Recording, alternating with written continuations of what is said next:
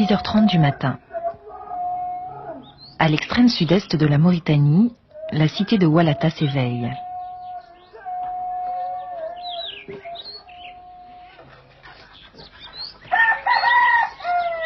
Salek est déjà levé depuis longtemps, bien avant le premier appel à la prière. Car Salek, c'est le boulanger de la ville.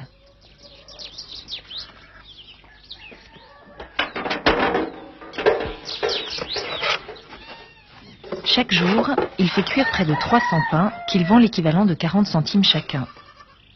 De quoi faire vivre sa femme et ses enfants à un endroit où les activités sont rares.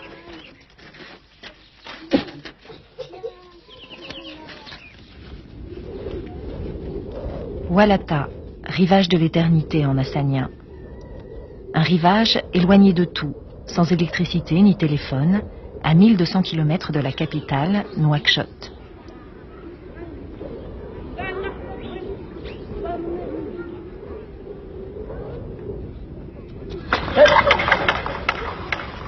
Pourtant, tout le monde connaît Oualata, pour ses puits qui attirent jusqu'à 2000 dromadaires par jour. Car après, à l'est, il n'y a plus rien.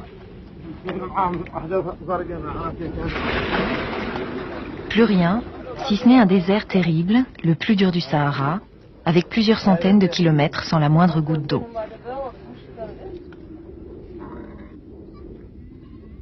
Ici, la religion fait partie de la vie, avec ses règles plus strictes que dans d'autres villes de Mauritanie. Sans doute parce que depuis toujours, on a considéré ce lieu comme une avancée de l'islam citadin dans le désert, et que la mosquée est traditionnellement le noyau de la cité.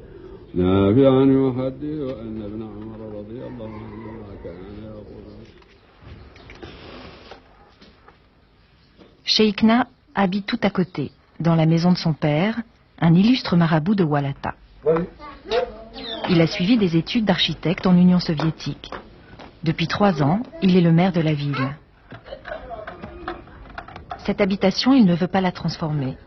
Par respect pour son père décédé et parce que ses hauts murs et ses petites fenêtres sont le symbole du combat implacable que les habitants mènent contre le désert. On sent que le vent est puissant, qu'il amène une année après l'autre une quantité plus importante. Mais on essaie de résister au moins. On essaie de les dégager des portes, dégager des riels.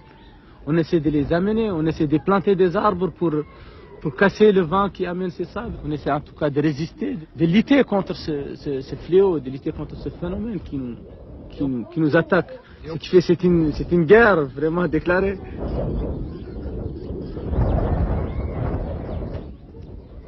Mohamed Lemine, c'est le poète de Oualata et l'ancien professeur de français. Depuis 3 ans, il a cessé de combattre le désert. Il laisse le sable envahir sa maison parce que sa femme est décédée et qu'il ne peut pas envisager d'y vivre avec une nouvelle épouse. Vous remarquez, ça c'était la porte d'entrée de la maison. Voyez-vous comme ça a été complètement bouché. Même les lézards ne peuvent plus rentrer à plus forte raison des personnes. Voyez-vous, tout est enseveli par le sable.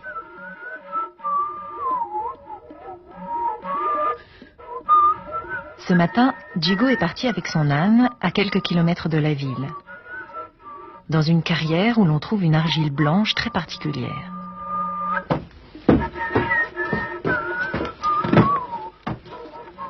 On l'appelle l'argile d'Ali, parce que c'est un certain Ali qui l'aurait découverte voici plusieurs siècles.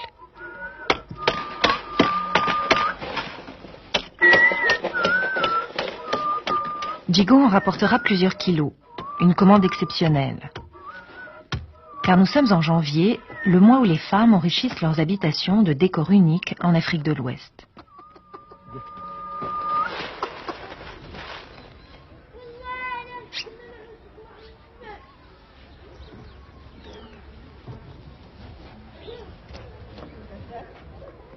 Chaïcha a 30 ans. Elle a toujours vécu à Oualata. Durant 40 jours, elle ne sortira pas de chez elle.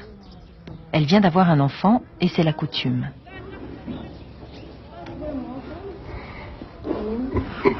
Elle décore elle-même sa maison.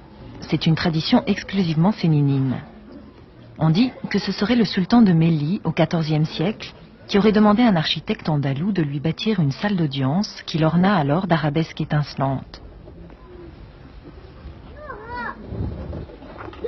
C'est en raison de la tradition islamique qu'elle accepte difficilement d'être filmée et surtout de montrer son visage, comme toutes les autres femmes de la ville d'ailleurs. J'ai appris cette technique avec ma mère. C'était la tradition. Mais aujourd'hui, les personnes sont trop âgées ou mortes. Alors on l'enseigne aux jeunes dans une coopérative. Je l'apprendrai aussi à ma fille, parce que c'est important pour moi.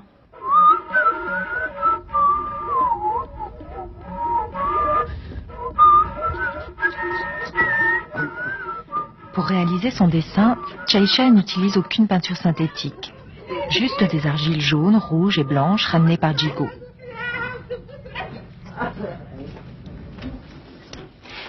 Elle les mélange, suivant les cas, à de la gomme arabique, du sable, de l'eau ou de la bouse de vache.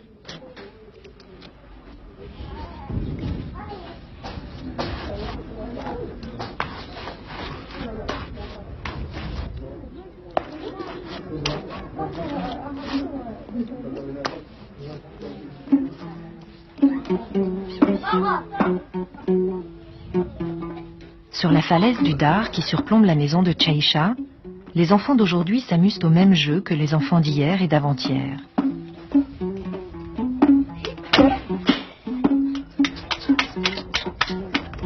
De la mâchoire d'une chèvre ou d'un mouton, ils font un dromadaire, puis une caravane, comme celles qui assurèrent durant 7 siècles la prospérité de la ville.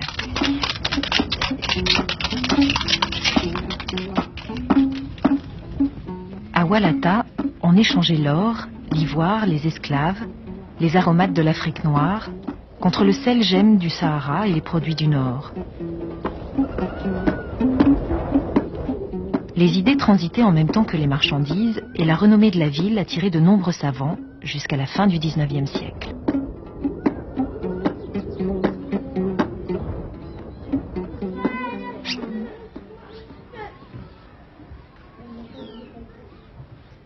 Aujourd'hui, Walata doit essentiellement sa réputation à ses décors muraux, tracés uniquement à la main.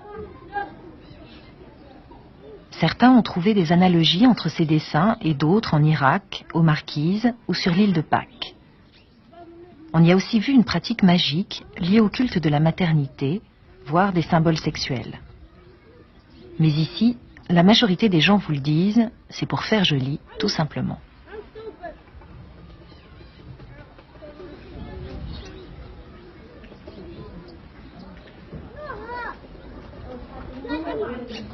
Les matériaux étant friables, l'entretien et la décoration se font une fois par an, après la saison des pluies, en décembre-janvier.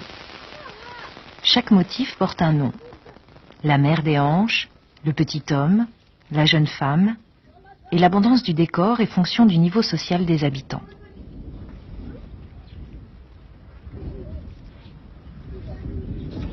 Sur les 1000 personnes qui habitent encore Walata, une 50aine de femmes seulement connaissent toujours cet art.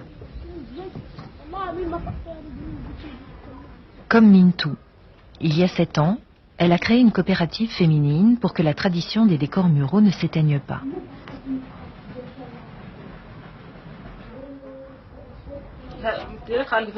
L'art de la décoration en extérieur, beaucoup de femmes savent le faire. Mais celui-là, c'est le plus difficile.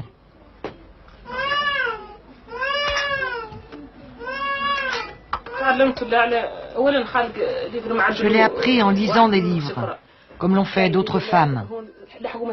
Mais j'ai aussi redécouvert des dessins beaucoup plus rares en allant dans des maisons en ruine. Je les ai alors recopiés sur un cahier. Cette façon de dessiner, nous sommes très peu de femmes à la connaître. Il faudra 15 jours à Mintou pour décorer entièrement la pièce. Un travail qu'elle préfère effectuer seule, pour la régularité du trait.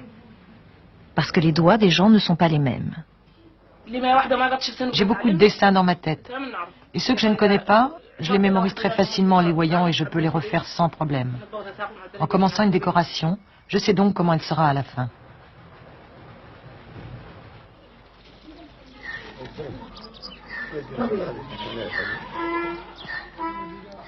Le mois prochain, Mintou restaurera les décors de la maison du marabout. Ils ont été réalisés il y a plus de 25 ans. Dans cette pièce, les bases de l'enseignement islamique, le Coran, la langue arabe, la littérature, sont toujours dispensées gratuitement. Parce que c'est une tradition séculaire qui a contribué à la renommée de Walata. Sans les traditions, la vie n'a pas de sens. Parce que les traditions lient les gens et les laissent liés. Il y a un point commun entre les gens. C'est ce qui est important.